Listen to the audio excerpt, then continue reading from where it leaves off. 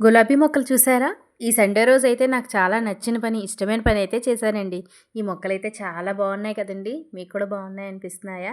అయితే ఈ మొక్కలు తీసుకోవడానికి నేను మా ఇంటి నుంచి ఎంత దూరం వెళ్ళాను, ఎక్కడికి వెళ్ళాను అనేది ఈ వీడియోలో అయితే మొత్తం చెప్దాం అనుకుంటున్నానండి.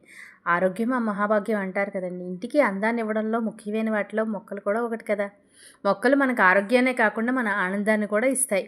ఇదంతా ఏంటి అనుకుంటున్నారా? ఏం లేదండి. ఈరోజైతే నేను మా వారు కలిసి నర్సరీకైతే వెళ్ళామండి. మా ఇంటికి దగ్గరలో ఉన్నది. అక్కడ మొక్కలైతే చాలా అంటే చాలా బాగున్నాయి. చాలా రకాలున్నాయండి. ఇంట్లో మనం పెట్టుకునే మొక్కలు, వాటికి వాటర్ అవసరం ఉండదు కదా! కొన్ని మొక్కలకి ఇండోర్ ప్లాంట్స్‌కి అవి ఈ తర్వాత ఈ రకరకాల గులాబీలు, అలాగే ఇంకా బంతి పూలు, మల్లెపూల చెట్లు, ఇంకా చాలా చెట్లయితే ఉన్నాయండి. అక్కడ నర్సరీ చూస్తే నాకక్కడ ఎంతసేపు గని 1 అవర్, 1 ½ అవర్‌లో నేను అసలైతే అక్కడ ఉండిపోయానండి. అక్కడే అన్నీ అక్కడ కుండీలు, రకరకాల మోడల్స్‌లో కుండీలు అన్నీ చాలా బాగున్నాయి. చాలా పెద్దదండి అది.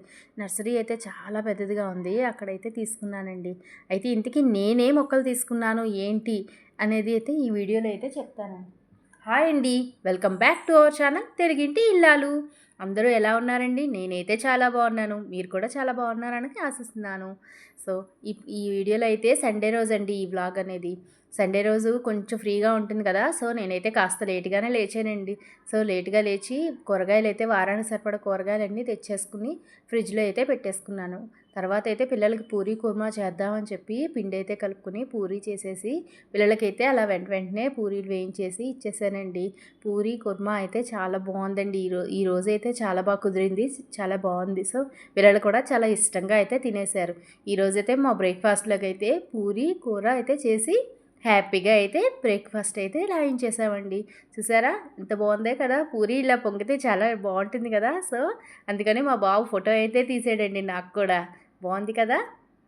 తర్వాత అయితే నర్సరీకైతే నేను మా వారు కలిసి వెళ్ళామండి. 10:30, 11 ఆ టైంకి అయితే మార్నింగ్ వెళ్ళాము. చాలా హాయిగా ఉందండి. ఇవాళ అయితే ఎండ పెద్దగా లేదు.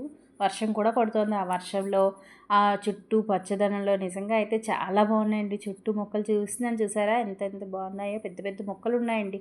పెద్ద గార్డెన్స్, పెద్ద పెరళ్ళు ఉంటాయి కదండి, వాళ్ళు పెట్టుకుంటే అసలు చాలా అందంగా ఉంటుందండి ఈ మొక్కలన్నీ అసలు. అక్కడికెళ్ళి మొక్కలైతే తీసుకుని వచ్చేసానండి. తర్వాత ఆ మొక్కలన్నీ తీసుకొని వచ్చేసేపటికి 12, 12:30 అయిపోయిందండి అప్పటికే.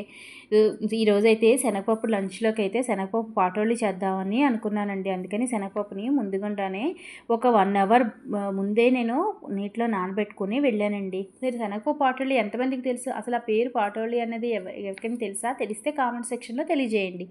ఏం లేదండి, ఈ పాటోళ్ళకి శనగపప్పునైతే 1 అవర్ ముందే నానబెట్టుకుని ఉంచుకోవాలి. తర్వాత అందులోకి నేను చూపిస్తాను చూసారా, మిరపకాయలు, జీలకర్ర, అల్లం, వెల్లుల్లి అన్నీ వేసి మిక్సీ అయితే పట్టుకోవాలండి. చాలా మెత్తగా అయితే గ్రైండ్ చేసుకుని పెట్టుకోవాలి.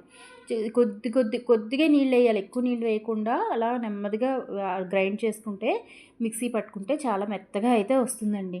సో ఇప్పుడు అలా మెత్తగా చేసుకున్నాక అందులో మనం కొద్దిగా అయితే వాటర్ వేసుకుని, మరీ గట్టిగా ఉంటే మనం కొంచెం వాటర్ వేసుకుని గ్రైండ్ అయితే చేసుకోవాలి.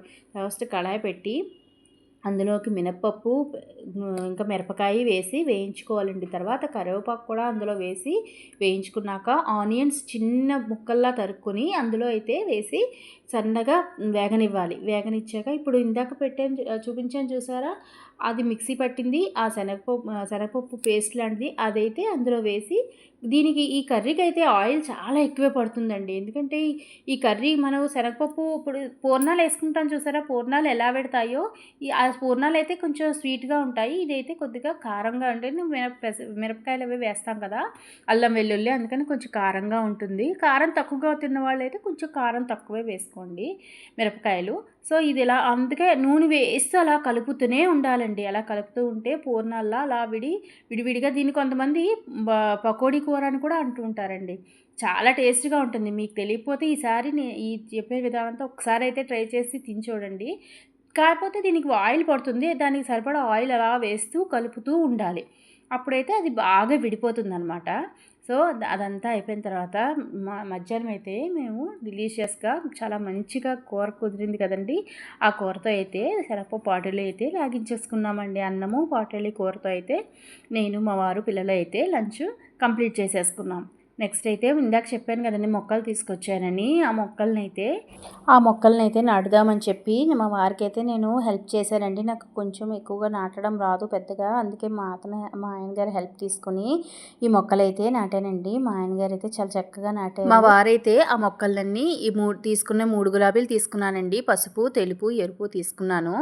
అవైతే కుండీల్లో అయితే చక్కగా మట్టి వేసి మా ఆయనగారైతే చక్కగా నాటారండి. అవి ఎంత పెరుగుతాయో ఏంటనేది నాకు తెలీదు. ఎందుకంటే ఇంతకు మునుపు కూడా తెచ్చానండి. కానీ ఎండ చాలా ఎక్కువగా ఉన్నాయి కదండీ అప్పుడు ఎండలు. అందువల్ల అయితే అవి ఎక్కువ రోజులు బతకలేదు. కానీ ఇప్పుడైతే ఎలా ఉంటాయి ఏంటో చూడాలి. చూసారా ఇంతకు మునుపు ఇలా ఉండేవండి. వేయలేదు. నేను ఒక 2-3 మంత్స్ వదిలేసాను మొక్కలు వేయక. ఎండలు తగ్గాక వేద్దామని. కానీ ఇప్పుడు ఈరోజు తెచ్చి వేయడం వల్ల నాకు చాలా ఆనందం వేసిందండి అసల. ఇప్పుడు చూసారా ఎంత బాగుందో మా బాల్కనీ, ఎంత అందం వచ్చిందో. మీకు కూడా నచ్చిందా? నిజంగా నాకైతే చాలా నచ్చిందండి. అక్కడ కూర్చుంటే మనకి ఏదో తెలియని ఆనందం అయితే హాయిగా ఉంటుంది కదండీ మన మొక్కలు చూసుకుని మనకే. అందుకని ఈరోజైతే ఈ డే అయితే నాకు సండే ఇలా గడిచిపోయింది. మీకు కూడా ఇది నచ్చిందా ఈ వీడియో? నచ్చితే లైక్ చేసి, షేర్ చేసి, సబ్స్క్రైబ్ చేయండి ప్లీజ్.